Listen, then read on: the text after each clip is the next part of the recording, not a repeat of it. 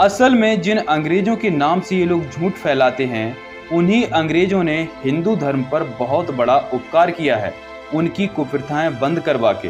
तो इस वीडियो में मैं अंग्रेजों द्वारा बंद की गई ऐसी 12 कुप्रथाएं बताने वाला हूं, जो इन वैदिक धर्मी सवर्णों के सभ्य होने पर संदेह उत्पन्न कर देती हैं। तो बने रहिए हमारे साथ इस वीडियो के अंत तक।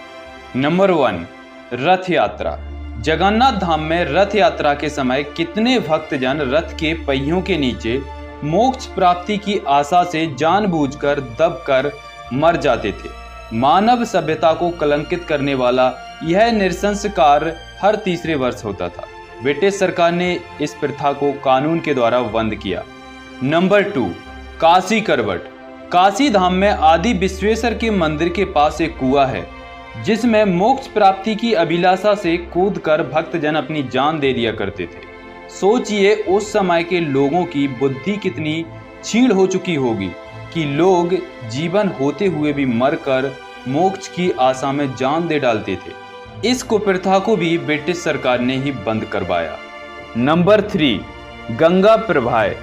ब्राह्मणों ने नियम बनाया हुआ था कि शूद्रों के घर यदि पहला बच्चा लड़का पैदा हो तो उसे गंगा में फेंक देना चाहिए, और शूद्र इनकी बात मानकर अपने बच्चों को गंगा में बहाते रहे, क्योंकि ब्राह्मणों का ऐसा मानना था कि पहली संतान हुष्ट-पुष्ट और शक्तिशाली होती है, और अगर पहली संतान को ही मां से छीनकर गंगा में बहा दिया जाए तो उस मां का दिमागी संतुलन बिगड़ सकता है, वो पागल भी हो सकती है, और इसके चलते वो दूसरे बच्चे को जन्म देने के लिए वैसी नहीं रहेगी जैसा कि वो पहले थी।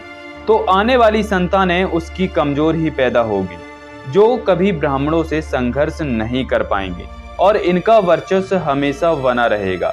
इस क्रूर प्रथा को ब्रिटिश सरकार ने 1835 में कानून के द्वारा बंद करवाया। नंबर 4, चरक पूजा। काली के मोक्ष अभिलाषी उपासक के मेरुदंड में 2 लोहे के हुक घुसाकर उसे रस्सी के द्वारा चरखी के एक छोर से लटका देते थे, और चरखी के दूसरे छोर में बंधी हुई दूसरी रस्सी को पकड़कर उस चरखी को खूब जोर जोर से तब तक नचाते थे जब तक कि उस उपासक के प्राण ना निकल जाएं। इस प्रथा को ब्रिटिश सरकार ने 1863 में कानून के द्वारा बंद किया। नंबर 5, सतीदाह। इसके बारे में तो सभी को पता ही होगा कि विधवा स्त्री को उसके मृत पति के शव के साथ उसी की चिता में जला दिया जाता था। इस अमानुष प्रथा का अंत ब्रिटिश सरकार ने 1829 में किया। नंबर 6, कन्यावध। उड़ीसा और राजपूताना में कुलीन क्षत्रिय कन्या का जन्म होने पर तत्काल ही उसे इस भय से मार देते थे कि उसको जिंदा रखने पर उनको किसी न किसी का ससुर साला बनना पड़ेगा। इस जघन्य प्रथा को ब्रिटिश सरकार ने 1843 में कानून बनाकर बंद करवाया। नंबर 7, नरमेध।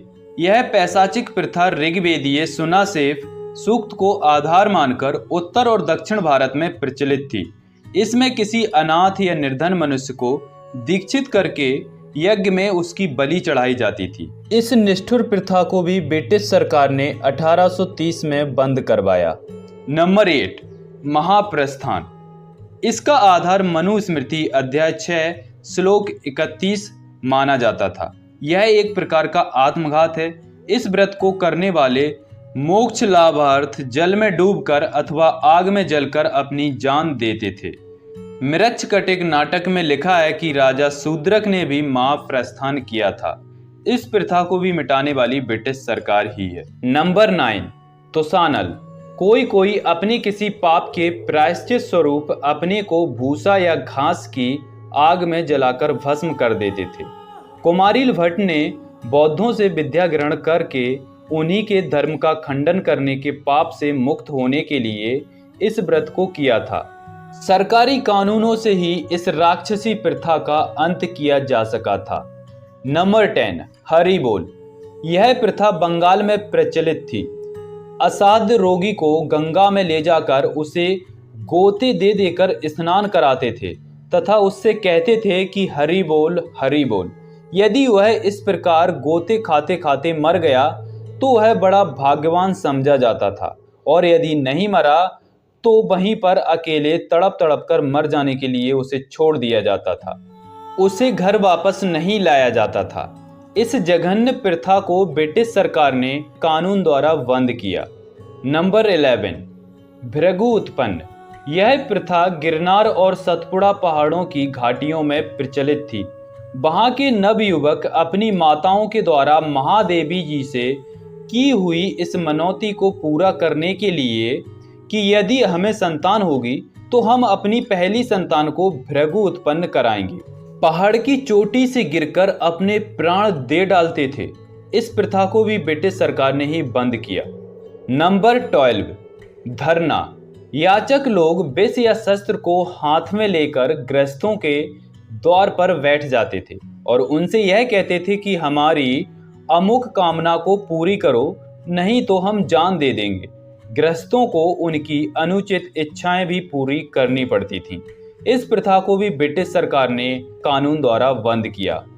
तो ये थी कुछ कुप्रथाएं जो वैदिक धर्म सुधारक अंग्रेजों ने बंद की थी। असल में अंग्रेजों ने यहाँ की सभ्यता को नष्ट नहीं बल्कि यहाँ के जंगली असभ्य लोगों को सभ्य बनाया।